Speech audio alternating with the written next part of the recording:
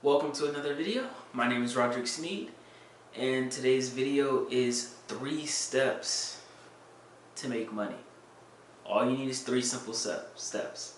Now, before I start, none of these are get rich quick schemes, okay? If you're trying to get rich quick, one, it's not a thing, but there are other YouTube channels for that. I have 3 real ways, practical ways that take time to make you real amounts of money.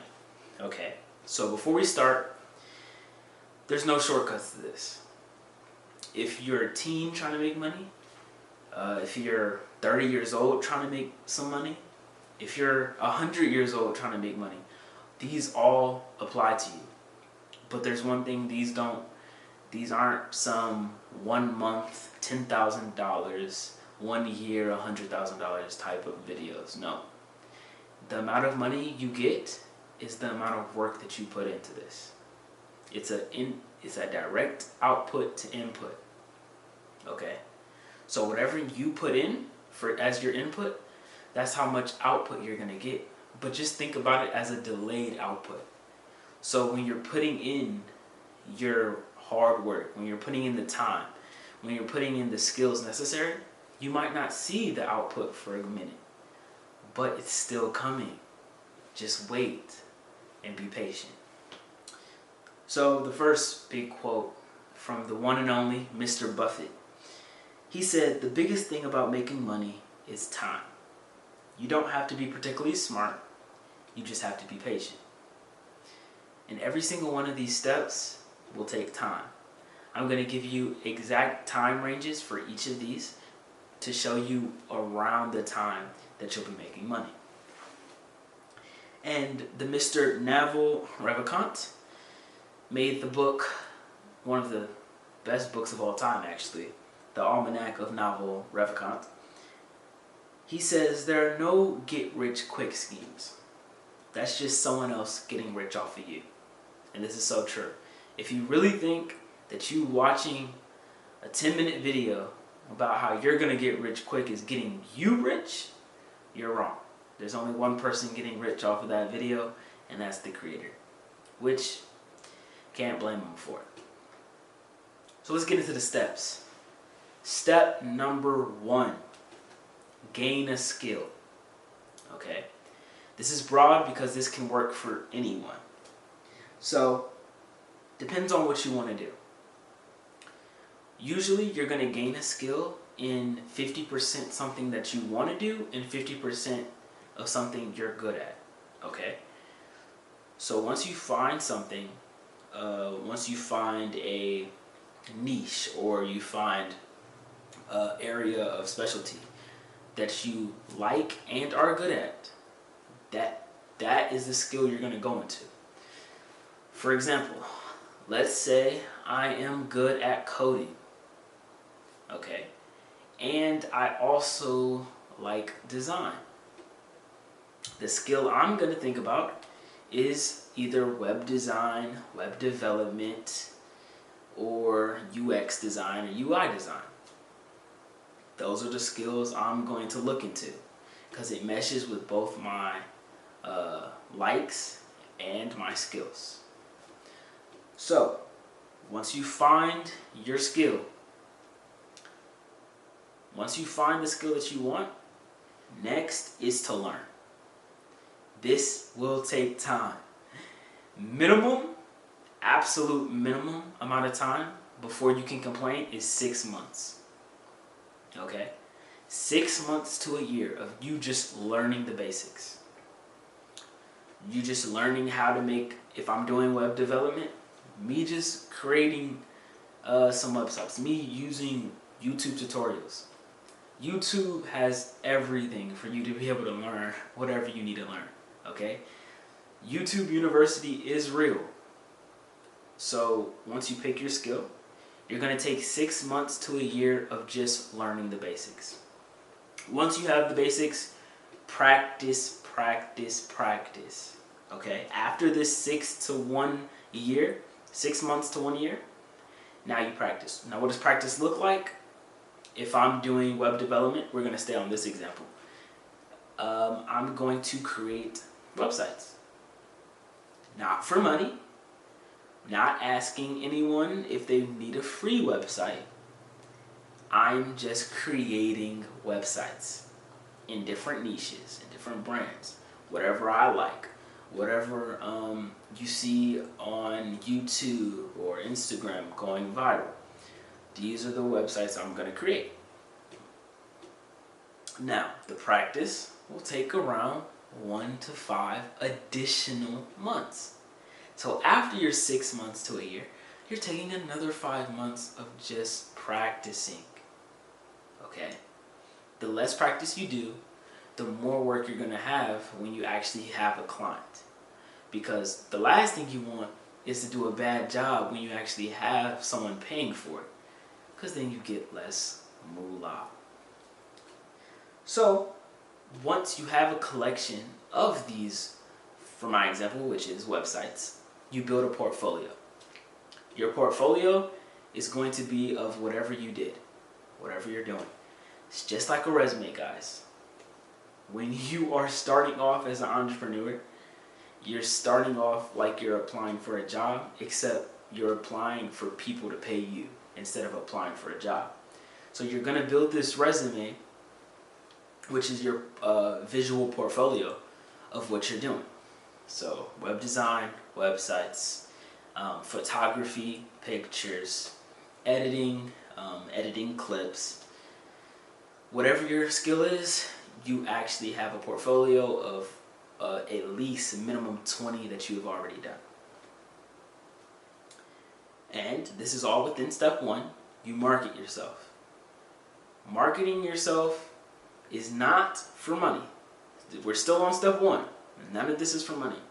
But marketing yourself means if I already have 20 websites, let's say I'm just posting them on Instagram. I'm posting them on Facebook. I'm creating my own website where I show the other websites that I have. Having an ability to market yourself before you're trying to get paid shows that you really care about the craft. Not that you're not thinking about the money already, but just know when people are looking at your Instagram, for example, for the first time, and they see you just building websites, and then maybe next month they see that you're actually offering the service. In their subconscious head, they know that you were previously doing it before asking for money. It's a psychological game. Had to say it properly. Couldn't go down like that. So, we can finally get to step 2, which is monetize the skill. Okay, that's step 2. You already have your portfolio. You already have a way to market yourself. So this 6 months, this is an additional 6 months, you identify specifically who needs your skill. So maybe look at who was commenting on your post, who was saying, ooh, I need this. Which market was your Instagram post being targeted to? And once you do this, you're going to niche down. See, you always start tiny to grow big. You can't grow big and then go tiny. Doesn't work. So, for web design, I noticed that a lot of manufacturing companies were looking at my posts. And I noticed that they like very simple websites. They're not like tech companies. They just need something that works. That might be where I start. Or I noticed my family. I have someone who owns a dentist facility, and they want a website. Maybe I niche down to only dentists for a little while. But whatever I'm doing, you pick a specific niche and dive into that for 6 months. Next is research. This is still in step 2. But research. The less you look like a noob, the less you can be a noob, okay? It's all about perception. I'm a noob. I'm a noob at web development, okay? But the person I'm selling to doesn't have to know that. I understand that he might be my first client. Why does my first client need to know that? See, it's all about perception. Make it seem like you're a pro already. So do your research. Do your research on your competitors. Do your research on your market. Understand what your audience wants. It's the biggest trick in the game. If I understand what my client wants before he even comes to me, it makes me seem like I'm knowledgeable, that I understand the market. Another tip, value your time. I know a lot of people tell you to make your prices lower because it gives you a higher chance, theoretically. I would say, yes, you can lower it, but don't lower it too much. See, I actually had a web development company called Uni Solutions, and lowering too much kind of tells people that you're new at the game. Because for example, small business websites go for around 1, 2, 3K for the market I was in, which was small finance companies. They were going around 1 to 3K, and I was selling mine for $800. See, that's out of anyone's pay scale of what they usually are expecting the price to be. So when they look at me at $800, they know there's something I'm not getting, right? Like, the price is so low out of what the average market is that they already understand, even if I am making a facade. So don't price too low. You can still go below because it is a competition, but don't go too low. Just remember that. Content creation, I feel like everyone knows this now. Creating content is now the way to make money for your business. If I was making websites today, I would have a YouTube channel on me creating websites, on me fulfilling clients' jobs, of me interviewing to see how the client actually improved their revenue streams. I would do all of that because now the camera has people's attention. Knocking on doors doesn't work anymore.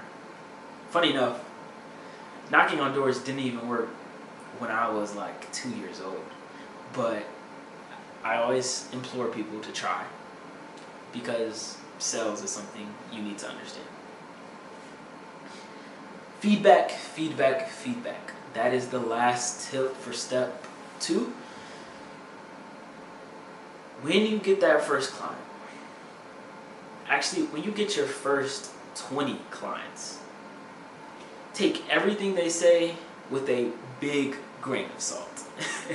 You know how most people say, take words as a little grain of salt? Well, your first 20 clients, what they say is very, very, very valuable at this time, okay? Obviously, if they're asking for something very, very specific to their one company, don't just take it and run with it if it can apply to other businesses that you are trying to receive money from. But most of the time, there is not one thing a company says in your beginning ventures 1 to 3 years that isn't valuable, okay? This is when the entrepreneur is learning the most ever, is in that beginning stages. You're going to be a continual learner. That's what entrepreneurship is. It's a lifelong learning process. But you learn the most when you're the closest to the clients. And as an entrepreneur, you're the closest to the clients when you are starting the business. So just remember that. Third and final step. This is only You only use this step when you have at least 20 clients. Okay, 20 clients generating you over the famous YouTube number 10,000 a month. I don't know why or since when has the number 10,000 a month been so famous on YouTube, but it is, and I'm gonna use it. Once you get to $10,000 a month, then you can use step 3, which is upgrade your skill. Yes, sounds boring. Also sounds very broad again. So we're going to use my example, a web development company. And I have been doing web design and web development. Well, what are other things congruent to my market that I can see being beneficial to add, and that the companies and clients that I already have are willing to pay for at this moment? If I was to launch it today, at least 20% of my clients would be able to say, yes, I want that package, or yes, I want that edition, yes, I'll pay for this. So for web design, I realized for manufacturing, a lot of them have websites, but they're on the 5th page of Google, the 10th page of Google. None of them are on the first 3 pages, and that's because manufacturing engineers don't know anything about that. They don't care about that. They care about the manufacturing product. So I offered, as well as web design and web development, I offered SEO, search engine optimization, to get their website higher up on the leaderboards of Google. Also with SEO, it's a monthly recurring revenue. It's an MRR, compared to web design, which is a one-time payment. So not only do my clients get more bang for their buck, I get more bang because I understand what is actually coming in every month. Understanding what's coming in every month is very, very, very valuable for an entrepreneur, because in the beginning, your revenue, your profits are going to fluctuate. That's normal. But if I can get them as stable as possible, then I can understand my business more. So step 3 is upgrading the skill, and you use it by understanding what is very similar to what you already do, but can add value not only to you, not only to your pockets, but to the client. And at least 20 of your clients today would be willing to pay as soon as you drop it. Those are the 3 steps that takes you from 1 to 3 years. Any skill, any valuable skill, can at least get you to 100K a year, guaranteed. You have to put in the work. You can't give up. Stick to whatever skill you picked for at least a year before you change to a different skill. You can't give up. There's going to be boring days. There's days I don't want to get up and learn SolidWorks because I'm in engineering. There's days I don't want to get up. YouTube really is addictive. But you got this. Focus and put the work in. Hopefully this video gave you a few tips. And please hit that subscribe button. 3 tips, 100K. See you later.